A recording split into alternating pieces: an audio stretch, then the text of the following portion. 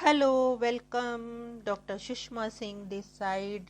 Today in Unit 7 Marxian Perspective on Development, we start the lecture with topic Neo-Marxian Approach, World Systems Analysis. One of the primary historical sociological perspectives is that of the world systems analysis. A neo-Marxian approach built around analysis of the mode of production. This approach developed from an analysis of the economic and material world, especially capitalism as it emerged and developed in Europe beginning in the 1500s. The world system analysis generally argued that this new economic and social system broke the power of earlier political and economic empires and systems and developed towards a dominant world system. While originating in Europe, the world system that has emerged over the last 500 years is without limits and extends for its reach throughout the globe. In contrast to some Marxian approaches, this world system is not always progressive in its effects. It encompasses a variety of modes of production and could ultimately be replaced by a socialist world system. The world system analysis was developed by Emanuel Wallstein, who has been a professor at Columbia University, McGill University, and currently the State University of New York at Binghamton. Wallstein is best known for his The Modern World System, published in 1974. In this work, he analyzes the origin of modern system beginning around 1500, where there began a shift from political and military form of dominance to economic influences and powers. In later volumes, Wallstein traces the development of this new system, showing how it is creating core, periphery and semi-periphery regions of the world. While political structures are connected to economic ones, Wallstein argues that a variety of political structures are compatible with the capitalist world system. The world system theory abandons national economies and the national state as the unit of analysis.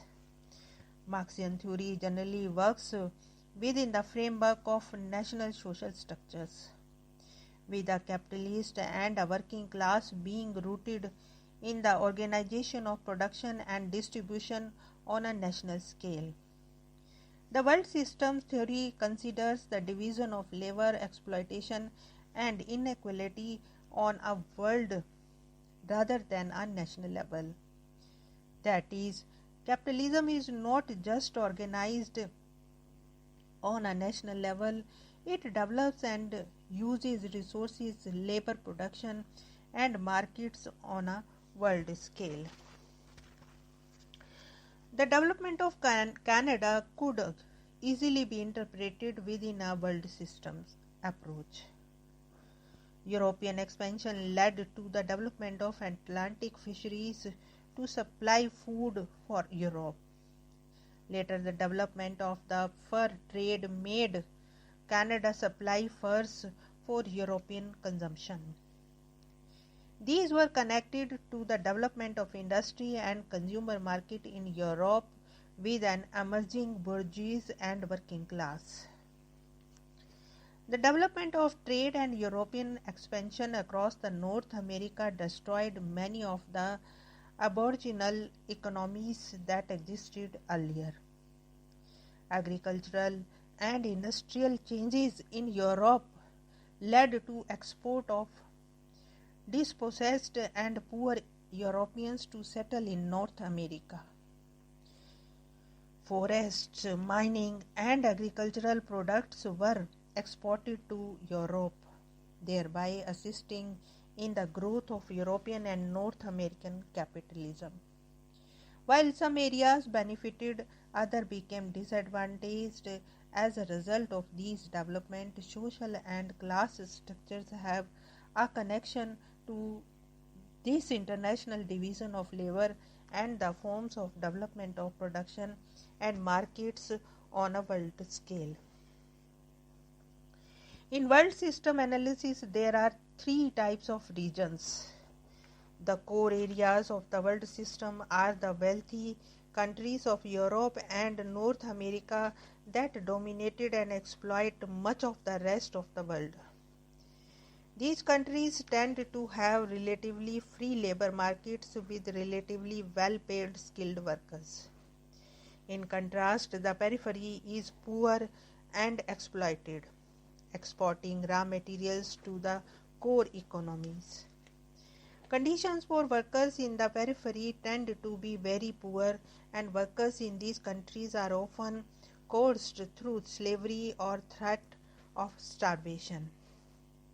The core countries benefit by maintaining the peripheral countries in a backward state. Semi-peripheral countries combine aspects of the core and periphery, being exploited and exploiting. Examples might include some of the poorer parts of the Europe or some of the better off South American countries such as Argentina. The key to the division, however, is not so much the countries but the position at any area occupies within the international division of labor. For example, there may be peripheral areas of core countries, some parts of the northern Saskatchewan or the Maritimes, and the core areas in the primarily peripheral countries. Here we want to close this lecture. Thanks for listening.